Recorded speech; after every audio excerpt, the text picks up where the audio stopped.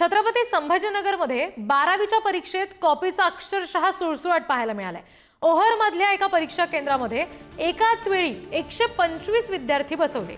125 विद्यार्थ्यांपैकी 124 विद्यार्थ्यांनी एकाच पर्यायाला टिक मार्क केली। परीक्षा केंद्रावर सामूहिक कॉपीचा हा सगळा प्रकार उघडकीस आला। संस्था सचिवाच्या कार्यालयामध्ये अत्याधुनिक झेरॉक्स मशीन सुद्धा आढळून आलेला आहे।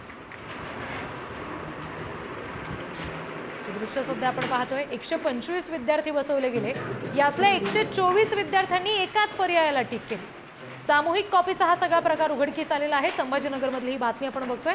12वीच्या परीक्षेत हा कॉपीचा सुळसुळाट पाहायला मिळाला।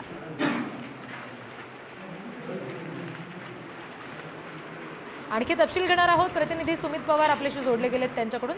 सुमित, या सगळ्या संदर्भात आणखी काही खुलासा झालेला आहे का? नक्कीच। छत्रपती संभाजीनगर जिल्ह्यामध्ये काल कॉपी बहाद्दारांचा सुळसुळाट बघायला मिळाला। वैजापूर या ठिकाणी देखील कॉपींचा खच आढळून आल्याने त्या ठिकाणी 17 जणांवर कारवाई उच्च व माध्यमिक विभागाने केलेली आहे।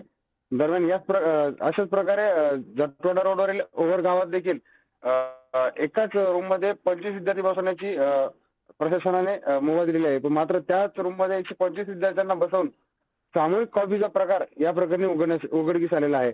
आता या प्रकरणी उच्च माध्यमिक विभागाने कठोर पावले उचलायला सुरुवात केलेली आहे। कारवाई करण्याचा अहवाल आजपासून सादर करण्याची मागणी केलेली आहे। त्याचबरोबर ओव्हर गावात देखील कारवाई आता सुरू होणार आहे। जी सुमित, धन्यवाद या सगळ्या तपशिलांसाठी।